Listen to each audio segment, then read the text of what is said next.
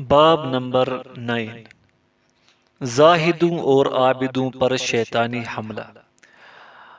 بعض اوقات ایک عام آدمی قرآن و احادیث کے حوالے سے دنیا کی مذمت سنتا ہے تو وہ یہ سمجھ بیٹھتا ہے کہ اس سے بچاؤ اور نجات کا واحد راستہ دنیا کو ترک کرنا ہی ہے۔ وہ یہ سمجھ ہی نہیں پاتا کہ کس قدر دنیا قابل مذمت ہے۔ ابلیس اس پر اس طرح تلبیسی وار کرتا ہے کہ تو آخرت میں صرف اسی طریقے سے کامیابی حاصل کر سکتا ہے کہ ترک دنیا اختیار کر لے۔ نتیجتاً وہ پہاڑوں کا رخ کر لیتا ہے۔ اس طرح وہ جمعہ نماز باجماعت اور حصول علم سے دور ہو جاتا ہے اور بالکل ایک وحشی یعنی جنگلی جانور بن جاتا ہے۔ ابلیس اسے یہ باور کراتا ہے کہ یہی اصل اور حقیقی زہد کا رتبہ ہے۔ وہ ایسا کیوں نہ کرتا؟ اس نے سن رکھا تھا کہ فلاں بھی ایسے ہی منہ اٹھائے چلا آیا تھا، اور فلاں نے بھی پہاڑوں میں چھپ کر عبادت کی تھی، اور بعض اوقات تو اس زاہد کے اہل و عیال بھی ہوتے ہیں جو برباد ہو جاتے ہیں، یا اس کی والدہ ہوتی ہے جو اس کی جدائی میں روتی رہتی ہے، اور بعض اوقات تو وہ ارکان نماز سے بھی کما حق آشنا نہیں ہوتا، اور بعض اوقات اس کے ذمہ مظلوموں کے مطالبے اور اس کے برخلاف ظلم کے شکوے بھی ہوتے ہیں جن کا وہ ازالہ بھی نہیں کرتا۔ ایسے آدمی پر ابلیس کا تلبیسی وار صرف اس کی کم علمی کے باعث کارگر ہوتا ہے، اور اس آدمی کی جہالت کی علامات میں سے ایک علامت یہ بھی ہے کہ وہ اپنی معلومات ہی پر اپنے آپ کو راضی رکھ لیتا ہے، حالانکہ اگر اسے حقائق سے آشنا کسی فقیہ کی صحبت میسر آتی تو اسے بتا دیتا کہ دنیا بذات خود مذموم چیز نہیں ہے، اور یہ قابل مذمت ہو بھی کس طرح سکتی ہے کہ اللہ تعالیٰ نے اسے بطور احسان و انعام ذکر فرمایا ہے، اور یہ آدمی کی بقا کے لیے ایک لازمی ضرورت بھی تو ہے، بلکہ حصول علم اور عبادت کی بجا آوری کے لیے ایک سبب ہے۔ مثلاً اشیاء خورد و نوش، کپڑے، نمازوں کی ادائیگی کے لیے مسجد مذموم تو صرف اس قدر تھی کہ کسی چیز کو اس کے حلال ہونے کے بغیر قبضہ میں لے لینا یا اسراف کے طور پر اسے استعمال کرنا وغیرہ۔ کسی چیز کو بقدر حاجت لینا اور اسے تصرف میں لانا مذموم تو نہیں تھا، نفس کی رعونتوں اور ناسمجھیوں کے ہاتھوں تصرف کرنا مذموم تھا، نہ کہ شرعی حدود میں رہتے ہوئے استعمال کرنا۔ پہاڑوں کی جانب اکیلے نکلنا بھی شرعاً ممنوع تھا، کیونکہ نبی کریم صلی اللہ علیہ وسلم نے تنہا شب گزاری سے منع فرمایا ہے۔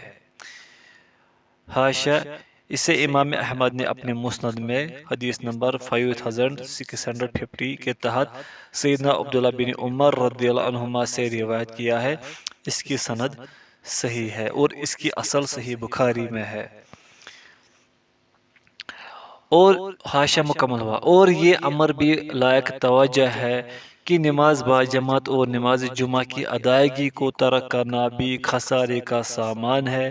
کوئی فائدہ اور نفع تو اس میں ہے ہی نہیں، بلکہ یہ پہلو نمایاں ہے کہ علم اور اصحاب علم سے دوری جہالت کو مزید تقویت بخشتی ہے، اور مزید یہ پہلو بھی قابل غور ہے کہ والدین کی مفارقت ایسی صورتحال میں تو نافرمانی کے زمرے میں آتی ہے، اور والدین کی نافرمانی کبیرہ گناہوں میں سے ہے۔ البتہ جن بزرگوں کے متعلق یہ سنا جاتا ہے کہ وہ پہاڑوں کا رخ کر گئے تھے، تو ان کے حالات شاید اس امر کا احتمال رکھتے ہوں کہ ان کے اہل و عیال نہ ہو اور نہ ہی ان کے والدین حیات ہو، اس لیے وہ کسی قریبی جگہ میں چلے گئے ہوں جہاں وہ اجتماعی شکل میں نمازیں ادا کر لیتے ہوں۔ لیکن جس آدمی کے حالات میں ایسی کسی درست توجیہ کی گنجائش نہیں، وہ خواہ جو بھی ہو وہ غلطی پر ہے۔ بلکہ ایک بزرگ نے تو یہاں تک فرمایا ہے، ہم بذات خود عبادت کے لیے پہاڑوں کی طرف نکل گئے تھے، امام سفیان ثوری رحمۃ اللہ علیہ ہمارے پاس تشریف لائے تو ہمیں واپس لے آئے۔ زاہدوں پر تلبیسی حملے۔ ابلیس زاہدوں کو زہد میں مشغول کرتے ہوئے حصول علم سے دور لے جاتا ہے، گویا کہ انہوں نے بہتر چیز کے بدلے حقیر تر چیز کو لے لیا۔ اس کی تفصیل یوں سمجھیے کہ زاہد کے زہد کا نفع اس کے دروازے کی چوکھٹ سے آگے نہیں بڑھتا، جبکہ اس کے بالمقابل عالم کا نفع علم دوسروں تک پہنچتا ہے۔ اور کتنے ہی ایسے واقعات ہیں کہ عبادت گزاروں اور زاہدوں کو عالموں نے راہ ثواب اور صراط مستقیم کی طرف پھیر دیا ہے۔ ابلیس کی چالوں میں سے ایک یہ بھی ہے کہ وہ انہیں اس وہم میں مبتلا کر دیتا ہے حلال چیزوں کو چھوڑ دینا ہی زہد ہے، پھر ان میں سے کوئی تو جو کی روٹی کے سوا کچھ بھی نہیں کھاتا، اور کوئی پھلوں کو بالکل ہی نہیں چکھتا، اور کوئی کھانے کی مقدار اس حد تک لے آتا ہے حتیٰ کہ اس کا بدن سوکھ جاتا ہے، اور موٹے اونی کپڑے پہن کر خواہ مخواہ اپنے نفس کو عذاب میں مبتلا رکھتا ہے، اور ٹھنڈے پانی کو تو اپنے قریب تک نہیں آنے دیتا۔ یہ رسول اللہ صلی اللہ علیہ وسلم کا طریقہ ہے اور نہ ہی آپ کے صحابہ کرام رضی اللہ عنہم و اجمعین اور آپ کے متبعین اعظام کا۔ وہ تو فقط اس وقت بھوکے رہا کرتے تھے جب ان کے پاس کچھ نہ ہوتا تھا، اور جو ہی انہیں میسر ہوتا تو کھا لیتے تھے۔ نبی کریم صلی اللہ علیہ وسلم گوشت بھی تناول کرتے تھے اور اسے محبوب سمجھا کرتے تھے۔ آپ صلی اللہ علیہ وسلم مرغی کا گوشت بھی کھا لیا کرتے تھے اور حلوہ بھی پسند فرمایا کرتے تھے، صحیح بخاری۔ اور آپ کے لیے ٹھنڈا اور میٹھا خاص طور پر منگوایا جاتا تھا، سنن ابی داؤد۔ ایک آدمی یوں کہا کرتا تھا، میں خبیث کھجور اور گھی کا حلوہ نہیں کھاؤں گا کیونکہ میں اس کا شکریہ ادا نہیں کر سکوں گا۔ حسن بصری رحمۃ اللہ نے فرمایا ہے، یہ احمق آدمی ہے، کیا یہ ٹھنڈے پانی کا شکریہ ادا کر رہا ہے؟ سفیان ثوری رحمۃ اللہ علیہ جب سفر کرتے تو اپنے توشہ دان میں بنا ہوا گوشت اور فالودہ بھی ساتھ رکھتے تھے۔ انسان کو اس بات پر یقین کر لینا چاہیے کہ یہ نفس تو اس کے لیے بمنزلہ سواری ہے، لہذا اس کے ساتھ نرمی کا رویہ اختیار کرے تاکہ اس کے ساتھ منزل مقصود تک پہنچ سکے۔ اس کے لیے جو چیز بھی مناسب ہو اسے استعمال کرے، اور ہر وہ چیز جو اس کے لیے اذیت دہ ہو اسے ترک کر دے، مثلاً بسیار خوری اور شہوات کے حاصل کرنے میں حد اعتدال سے تجاوز کر جانا، کیونکہ ایسی چیزیں بدن اور دین کے لیے نقصان دہ اور اذیت ناک ہے۔ پھر یہ امر بھی یاد رکھنے کے قابل ہے کہ لوگ اپنی طبیعتوں کے اعتبار سے بھی مختلف ہوتے ہیں، کیونکہ بدوی لوگ جب اونی کپڑے پہن لیتے ہیں اور صرف دودھ پینے ہی پر اکتفا کر لیتے ہیں، ہم انہیں مورد ملامت نہیں ٹھہرا سکتے کیونکہ ان کے جسم اس کے محتمل ہوتے ہیں، اور اگر سیاہ فام لوگ اونی کپڑے پہنے اور اچار چٹنی وغیرہ استعمال کرے تو انہیں بھی ہم ملامت نہیں کر سکتے، اور نہ ہی ہم یوں کہہ سکتے ہیں ان لوگوں میں ایسا شخص بھی ہے جس نے اپنے آپ کو اس کا محتمل بنا لیا ہے، کیونکہ یہ تو اس قوم کے روزمرہ کے معمولات ہے۔ اگر بدن ناز و نعمت میں پرورش پا کر خوشحالی پسند بن گیا ہے تو ہم ایسے شخص کو نفس کے لیے ضرر رساں اشیاء کے استعمال سے منع کریں گے۔ اگر وہ زہد اختیار کرے یا ترک لذات کو ترجیح دینے لگے، یا تو اس وجہ سے کہ حلال آمدنی میں اسراف کرنے کی گنجائش ہی نہیں ہوتی، یا اس وجہ سے کہ طعام لذیذ کچھ زیادہ کھا لیا جاتا ہے جو کثرت نیند اور سستی کو جنم دیتا ہے، تو ایسے شخص کو یہ جاننا چاہیے کہ کس چیز کا ترک کرنا اس کے لیے مضر ہے اور کس کا مضر نہیں، لہذا نفس کو اذیت پہنچائے بغیر متوازن غذا اور معتدل خوراک استعمال کرتا رہے۔ حارث محاسبی اور ابو طالب مکی۔ حاشیہ: ان کا نام محمد بن علی بن عطیہ ہے، بڑے وعظ و نصیحت کرنے والے، زہد اور عبادت گزار آدمی تھے۔ حاشیہ مکمل ہوا۔ حارث محاسبی اور ابو طالب مکی کے ذکر کردہ اقوال کی جانب بالکل دھیان نہیں کرنا چاہیے، جنہوں نے بالکل کم خوری اور ترک مباحات کے ساتھ مجاہدہ نفس کرنے کو ذکر کیا ہے، کیونکہ اتباع شارع علیہ السلام اور آپ کے صحابہ کے نقش قدم کی پیروی ہی زیادہ بہتر ہے۔ ابن عقیل فرمایا کرتے تھے، دینداری کے معاملات میں تمہارے امور کس قدر عجیب و غریب ہے۔ پوائنٹ فرسٹ، یا تو خواہشات نفسانی ہے جن کی پیروی ہو رہی ہے۔ پوائنٹ سیکنڈ، یا پھر رہبانیت کی راہیں ہیں جو نئی ایجاد کی جا رہی ہے۔ پوائنٹ تھرڈ، یا تو یہ لوگ اتراہٹ اور مستی میں کمسنی کی حرکتیں اور لہو و لعب میں مشغول رہتے ہیں۔ پوائنٹ فورتھ، یا پھر مستحق افراد کے حقوق پامال کرنے، اہل و عیال سے عدم توجہی ہونے اور گوشہ ہائے مسجد میں الگ تھلگ بیٹھ رہنے پر ہی زندگی گزارتے رہتے ہیں۔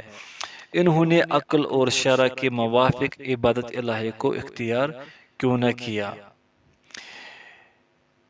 ابلیسی تلبیس کاریوں میں سے ایک یہ بھی ہے کہ وہ انہیں یہ وہم دلاتا ہے کہ زہد صرف کم تر اشیاء کھانے اور کم قیمت کپڑے زیب تن کرنے پر قناعت کرنے کا نام ہے، اس لیے یہ لوگ ایسی ہی چیزوں پر قانع رہتے ہیں، جبکہ ان کے دل ریاست و حکومت اور طلب جاہ و جلال سے لبریز رہتے ہیں۔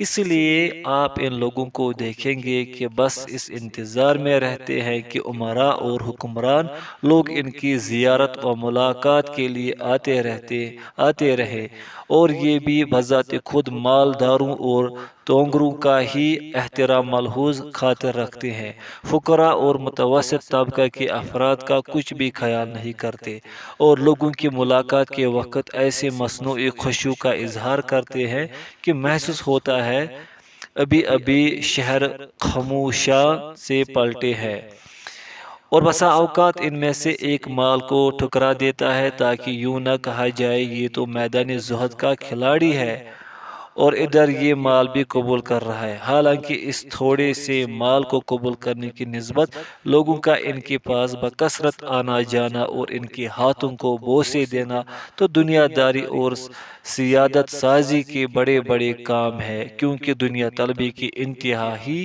ریاست و سرداری ہے۔ عابدوں پر اثرات تلبیس۔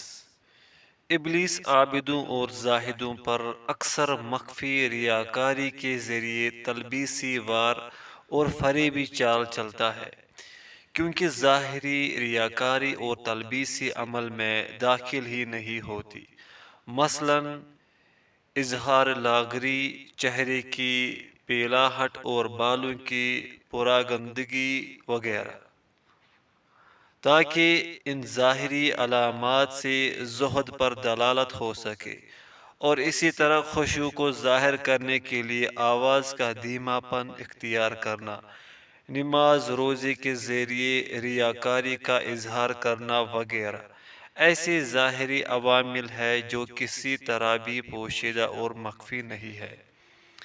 ہم تو صرف مخفی اور پوشیدہ عوامل کی جانب اشارہ کرنا چاہتے ہیں۔ نبی کریم صلی اللہ علیہ وسلم نے بھی فرمایا، تمام اعمال کا انحصار و مدار نیتوں پر ہوتا ہے، صحیح البخاری۔ جب تک عمل سے رضا الہی مقصود نہ ہو وہ مقبول نہیں ہوگا۔ امام مالک بن دینار رحمۃ اللہ علیہ نے فرمایا ہے، اس آدمی سے جو صادق نیت نہیں، کہہ دو اپنے آپ کو نہ تھکاؤ۔ اور یہ بھی یاد رکھے کہ مومن تو اپنے عمل سے صرف اور صرف اللہ سبحانہ و تعالی کی رضامندی کا طالب و خواستگار ہوتا ہے۔ اس پر صرف مخفی ریاکاری ہی ابلیس کا ہتھیار بن سکتا ہے۔ اس سے نجات پانا انتہائی مشکل معاملہ ہوتا ہے۔ یسار رحمۃ اللہ علیہ بیان کرتے ہیں، مجھے یوسف بن اسبات نے فرمایا تھا، تم عمل کی صحت کو اس کے مرض سے پہچاننے کی کوشش کرو، کیونکہ میں نے تو عرصہ 22 برس میں اسے سیکھا ہے۔ ریاکاری کے اندیشے کے پیش نظر سلف صالحین تو اپنے صالح اعمال کو بھی چھپا چھپا کر رکھا کرتے تھے، اور کبھی انہیں برعکس اعمال کے ساتھ بھی مزین کر لیا کرتے تھے۔ چنانچہ امام ابن سیرین رحمۃ اللہ علیہ دن کو ہنسا کرتے اور رات کو رویا کرتے تھے۔ ابن ادہم رحمۃ اللہ علیہ جب بھی صاحب فراش بن جاتے تو ان کے پاس ایسی خورد و نوش کی اشیاء دیکھی جاتی تھی جو صحت مند افراد کھایا کرتے تھے۔ بکار بن عبداللہ بیان کرتے ہیں، انہوں نے وہب بن منبہ کو فرماتے ہوئے سنا، ایک آدمی اپنے دور کا افضل ترین شخص تھا، لوگ قریب و بعید سے اس کی ملاقات و زیارت کے لیے حاضر خدمت ہوا کرتے تھے، اور وہ انہیں پند و نصائح سے فیض یاب کیا کرتا تھا۔ ایک دن بہت سے لوگ اس کے پاس جمع ہو گئے تو اس نے یوں نصیحت فرمائی، ہم دنیا سے روٹھ چکے ہیں اور ہم نے سرکشی و طغیانی کے خوف سے اہل و عیال اور دنیاوی اموال کو خیر بات کہہ دیا ہے۔ مجھے اس بات کا بھی اندیشہ لاحق رہتا ہے کہ ہماری اس حالت میں بھی ہمیں سرکشی سے کوئی حصہ نہ پہنچ جائے جو سرمایہ داروں کو ان کے سرمایہ میں پہنچنے والے حصے سے بھی زائد ہو۔ ہم اپنے آپ کو دیکھتے ہیں کہ ہم میں سے ایک آدمی یہ چاہتا ہے کہ اس کی سبھی ضروریات پوری ہو جائیں، اور اگر کسی سے ملاقات ہو تو یہ چاہتا ہے کہ اس کے دینی مقام و مرتبے کی بنا پر اسے سلام عرض کیا جائے اور اس کی تعظیم و تکریم بجا لائی جائے۔ اس کی یہ گفتگو زبان زد عام ہو گئی، حتیٰ کہ بادشاہ وقت تک بھی پہنچی۔ وہ اس سے بہت مانوس ہوا اور اس کی جانب چل پڑا تاکہ ایسے ولی کامل کو سلام عرض کرے اور اس کی زیارت کر آئے۔ جب اس آدمی نے بادشاہ کو دیکھا تو اس سے کہا گیا، یہ بادشاہ وقت ہے جو آپ کی خدمت میں سلام عرض کرنے کے لیے آ رہا ہے۔ تو اس نے دریافت کیا، ایسا کیوں کرنے آ رہا ہے؟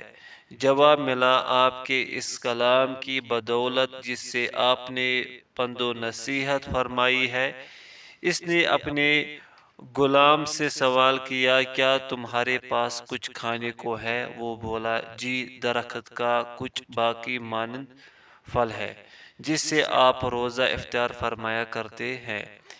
اس نے وہ حاضر خدمت لانے کا حکم دیا جسے وہ ایک ٹاٹ نما دسترخوان پر رکھے ہوئے لایا اور اسے اس کے سامنے رکھ دیا۔ اس نے اسے کھانا شروع کر دیا، حالانکہ وہ دن کو روزہ رکھا کرتا تھا، افطار نہیں کیا کرتا تھا۔ بادشاہ اس کے سامنے آ کر کھڑا ہو گیا۔ اس نے سلام عرض کیا تو اس آدمی نے ہلکی سی معمولی آواز کے ساتھ جواب سلام دیا اور پھر اپنے کھانے کی طرف متوجہ ہو گئے۔ بادشاہ بولا وہ آدمی کہاں ہے؟ اسے بتایا گیا یہی وہ آدمی ہے۔ بادشاہ بولا کیا یہی جو کھانے میں لگا ہوا ہے؟ لوگ بولے جی بالکل۔ وہ پھر بولا اس کے پاس تو کچھ خیر نہیں ہے، اور یہ کہہ کر واپس مڑ گیا۔ وہ آدمی فوراً بولا شکر ہے اس اللہ تعالیٰ کا جس نے اس طریقے سے تجھے واپس پھیر دیا۔ وہب رحمۃ اللہ ہی سے دوسری روایت اس طرح ہے جب بادشاہ وقت پہنچا، آدمی نے اپنا کھانا سامنے رکھا اور ایک بڑے سے لقمے میں بہت سا سالن جو سبزیوں پر مشتمل تھا اسے لپیٹنے کے بعد روغن زیتون میں ڈبو کر بھی بڑی تیزی سے کھانے لگا۔ بادشاہ نے اس سے پوچھا تو کیسا ہے؟ اس نے جواب دیا لوگوں کی طرح۔ بادشاہ نے اپنی سواری کی لگام کو موڑا اور بولا اس میں کوئی خیر نہیں ہے۔ تو اس آدمی نے کہا تمام تعریفیں اس اللہ کریم کی ہے جس نے اسے مجھ سے اس حال میں واپس لوٹا دیا ہے کہ وہ مجھے ملامت کر رہا ہے۔ زاہدوں میں سے کچھ ایسے بھی ہیں جو زہد کو ظاہری اور باطنی طور پر استعمال میں لاتے ہیں، لیکن وہ اتنا تو ضرور جانتے ہیں کہ ان کے ترک دنیا کی حالات و واقعات ان کے رفقا و اصحاب اور ان کے بیوی بچے بیان کرتے رہتے ہیں۔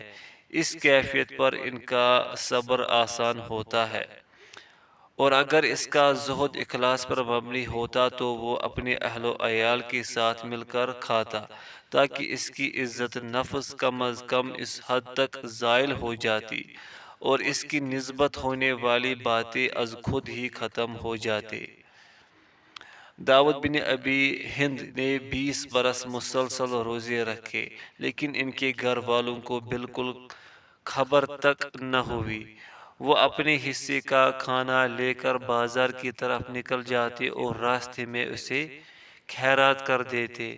بازار والے یہ گمان کرتے کہ وہ گھر میں کھانا کھا کر آئے ہیں، اور گھر والے ان کے متعلق یہ گمان کرتے کہ انہوں نے بازار میں جا کر کھا لیا ہے۔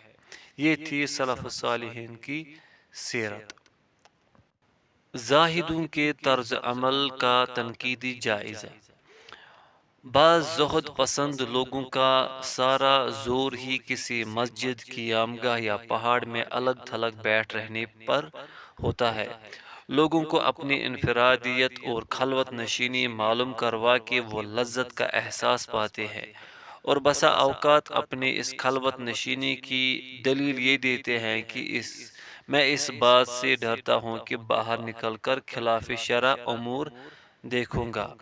اس خلوت نشینی میں اس کے ذہن میں کئی مقاصد ہوتے ہیں، مثلاً تکبر کرنا اور لوگوں کو بے نظر حقارت دیکھنا، اور کبھی اسے یہ خطرہ لاحق ہو رہا ہوتا ہے کہ جلوت میں آنے سے لوگ اس کی خدمت گزاری سے دستکش ہو جائیں گے، یعنی کم خدمت کرنے لگیں گے۔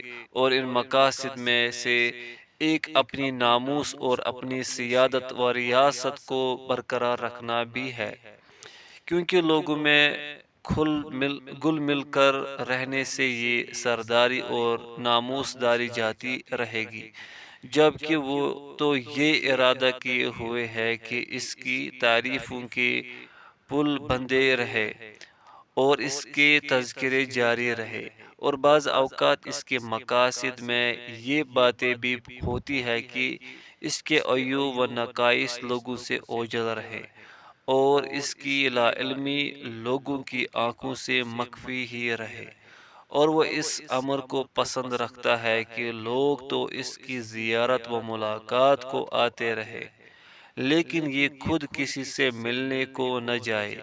عمرا و سلاطین کی آمد پر انتہائی فرحاں و شادان ہوتا ہے، اپنے دروازے پر عوام الناس کے اجتماع اور ان کی دست بوسی کرنے کو بہت زیادہ مرغوب و محبوب سمجھتا ہے، جبکہ بذات خود بیماروں کی عیادت کرنے اور فوت شدگان کے جنازوں میں شریک ہونے کو بالکل ترک کر دیتا ہے۔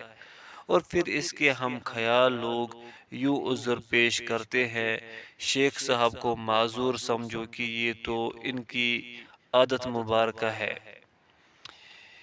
یہ کوئی قابل تعریف بات تو نہیں، کیونکہ یہ عادت خلاف شرع ہے۔ اگر اس شخص کو اشیاء خورد و نوش کی ضرورت پڑ جائے اور اس کے پاس کوئی ایسا آدمی بھی موجود نہ ہو جو اس کے لیے خریداری کر لائے، تو یہ بھوک ہی پر صبر کیے بیٹھا رہے گا، مطلوبہ اشیاء کو اپنی ذات کے لیے خرید کر نہیں لائے گا کہ کہیں عوام الناس کے مابین چلنے سے اس کی وجاہت و منزلت میں کمی نہ آ جائے۔ اگر یہ باہر نکل آتا اور اپنی اشیاء ضروریہ کو خرید لاتا تو اس طرح اس کی شہرت و ناموری منقطع ہو جاتی، اور اپنی باطنی حفظ ناموس پر خود ہی لعنت کرتا۔ اور رسول اللہ صلی اللہ علیہ وسلم بنفس نفیس بازار کی طرف جاتے، اپنی ضرورت کی اشیاء خریدتے اور بذات خود انہیں اٹھا کر لاتے تھے۔ اسی طرح سیدنا ابو بکر صدیق رضی اللہ عنہ اپنے کندھوں پر کپڑے لاد کر خرید و فروخت کیا کرتے تھے۔ سیدنا عبداللہ بن حنظلہ رضی اللہ عنہ بیان کرتے ہیں، سیدنا عبداللہ بن سلام رضی اللہ عنہ اپنے سر پر لکڑیوں کا گٹھار رکھے چلے جا رہے تھے۔ آپ سے لوگوں نے عرض کی، اس عمل پر کس چیز نے آپ کو آمادہ کیا ہے، حالانکہ اللہ تعالیٰ نے آپ کو اس سے بے نیاز کر رکھا ہے؟ فرمانے لگے، میں اس طرح اپنے سے تکبر کی بو کو ختم کرنا چاہتا ہوں، اور یہ اس لیے ہے کہ میں نے رسول اکرم صلی اللہ علیہ وسلم کو یہ فرماتے ہوئے خود سنا تھا، وہ آدمی جنت میں داخل نہ ہو سکے گا جس کے دل میں ذرہ بھر بھی تکبر ہوگا۔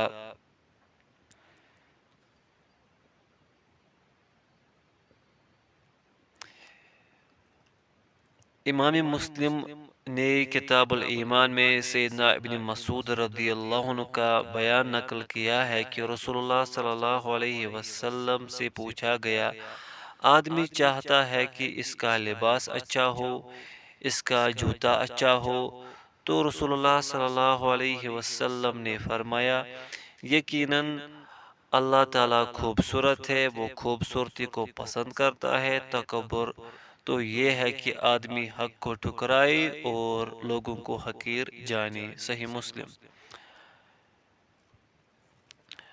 ایسا کوئی آدمی بھی دوزخ میں داخل نہیں ہوگا جس کے دل میں رائے کے دانہ کے برابر بھی ایمان ہوگا، اور ایسا کوئی آدمی جنت میں داخل نہیں ہوگا جس کے دل میں رائے کے دانہ کے برابر تکبر ہوگا۔ صحیح مسلم۔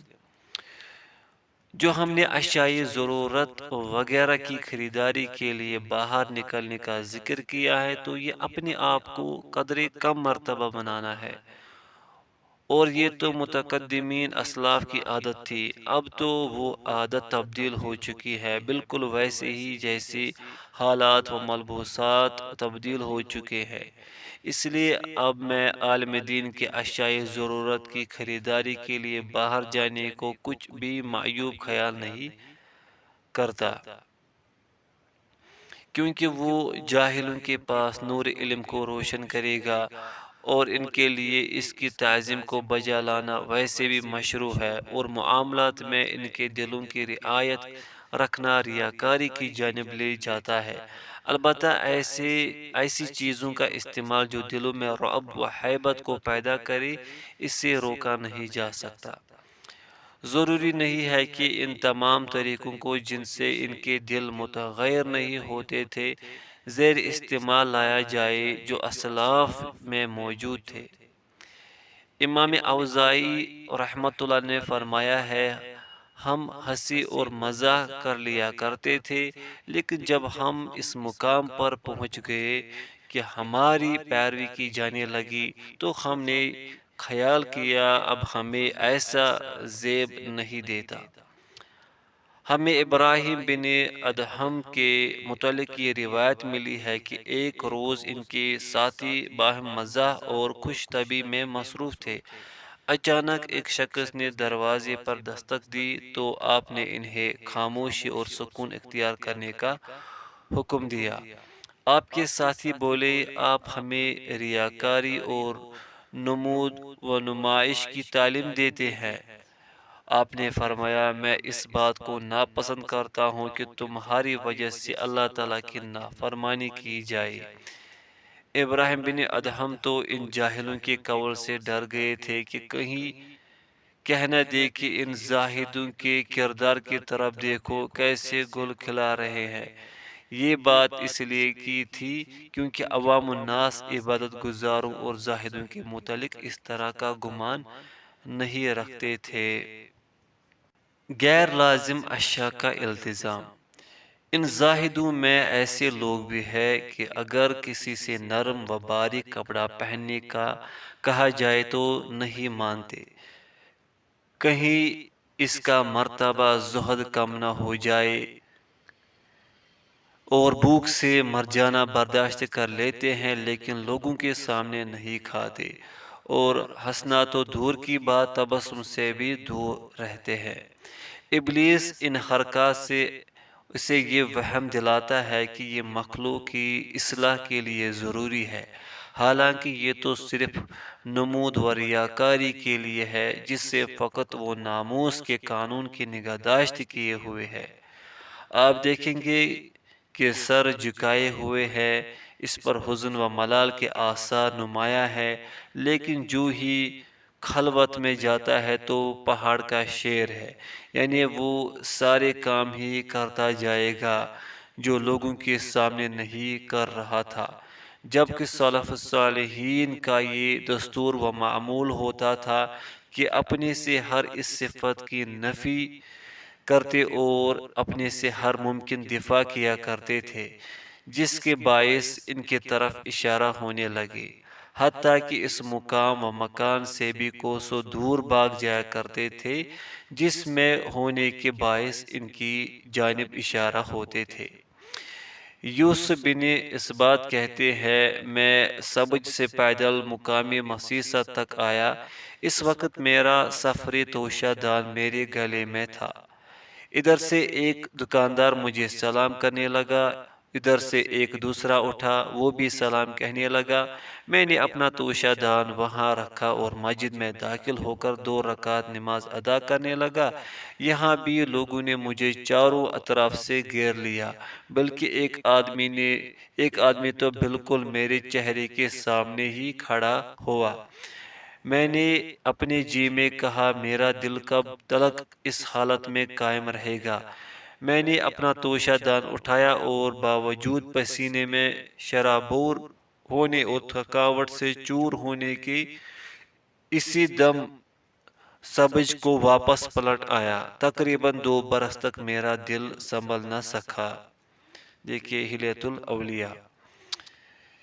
ان زاہدوں میں سے بعض ایسے ہیں جو اپنے لباس سے بے پرواہ ہے، بلکہ اپنی داڑھی کو کنگھی بھی نہیں کرتے تاکہ لوگوں کو معلوم ہو کہ اس کا دنیا سے کوئی واسطہ نہیں ہے، حالانکہ یہ ریاکاری کے دروازوں میں سے ہے۔ اگر وہ اپنی اس ظاہری حالات کے رکھنے میں اپنے دلی مقاصد سے دور رہتے ہوئے صادق القلب ہے، جس طرح کی داؤد طائی رحمت اللہ علیہ۔ حاشیہ: 8ویں درجے میں سکہ فقی اور زاہد تھے، 160 ہجری میں، اور ایک قول کے مطابق 165 میں فوت ہوئے۔ دیکھیے تقریب التہذیب۔ حاشیہ مکمل ہوا۔ داؤد طائی رحمت اللہ سے کہا گیا آپ اپنی داڑھی کو کنگھی کیوں نہیں فرماتے؟ تو جواب دیا مجھے اتنی فرصت کہاں ہے، میں تو دیگر افعال و اعمال میں ہی مشغول رہتا ہوں۔ تو اس سے یہ یقین کر لینا چاہیے کہ وہ اچھی راہ پر گامزن نہیں ہوا، کیونکہ یہ رسول اللہ صلی اللہ علیہ وسلم کا طریق مبارک نہیں ہے اور نہ ہی آپ کے صحابہ کرام رضی اللہ عنہم کا راستہ ہے، کیونکہ آپ تو بالوں میں کنگھی فرماتے تھے، تیل اور خوشبوئیں بھی لگا لیا کرتے تھے۔ حالانکہ آپ آخرت کے معاملے میں ساری خلقت سے زیادہ مصروف ترین تھے۔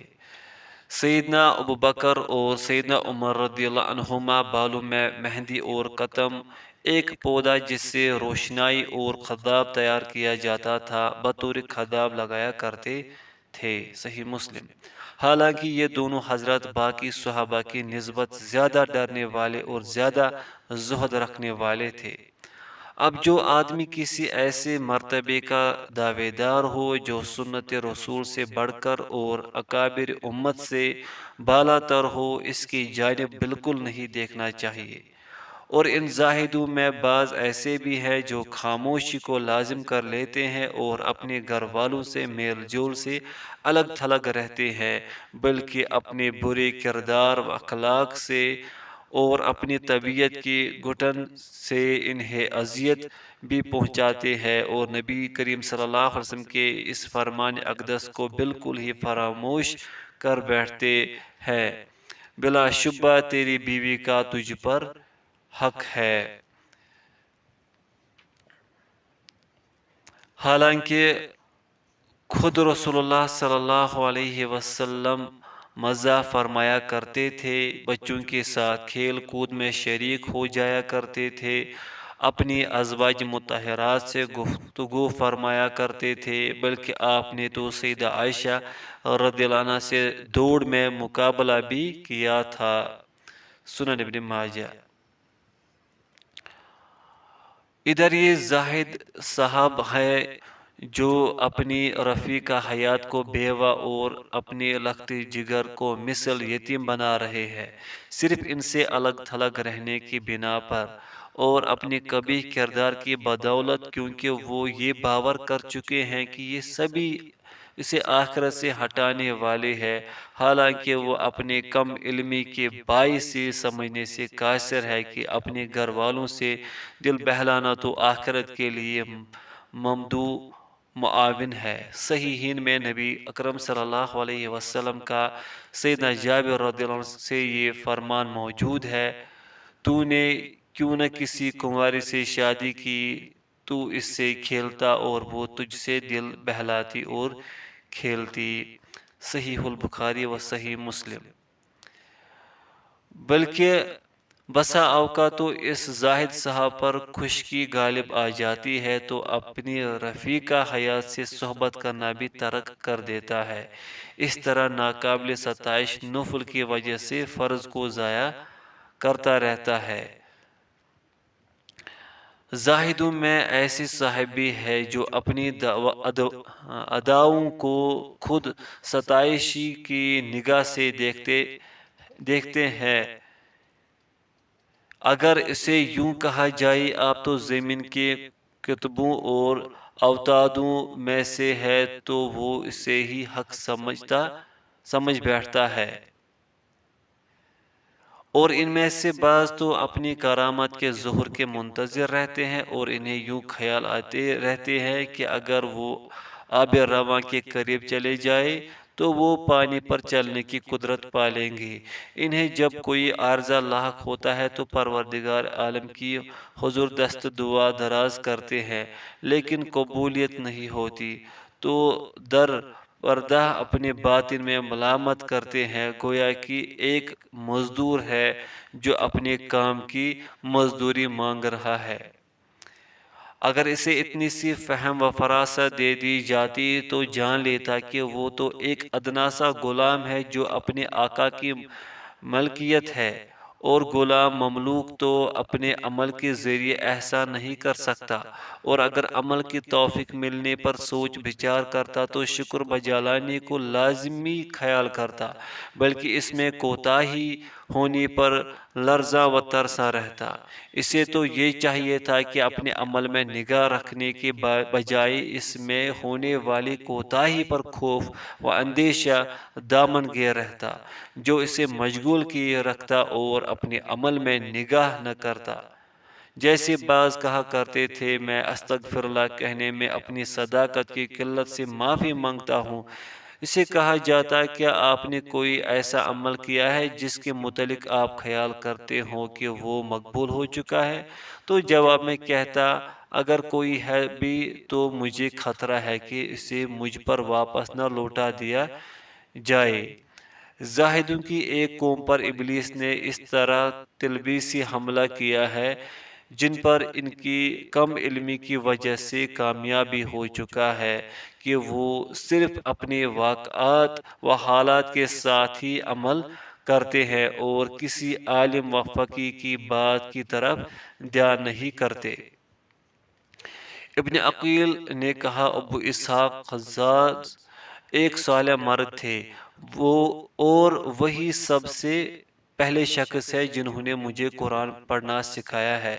آپ کی عادت یوں تھی کہ جو ہی ماہ رمضان آتا تو گفتگو اور کلام کرنا چھوڑ دیتے تھے اور اپنی ضروریات میں صرف آیت قرآن ہی سے بات کیا کرتے تھے۔ کسی کو اجازت دینا مقصود ہوتی تو یوں کہتے، ادخلوا علیہم الباب، تم اس کے پاس دروازے سے پہنچ جاؤ، سورۃ المائدہ۔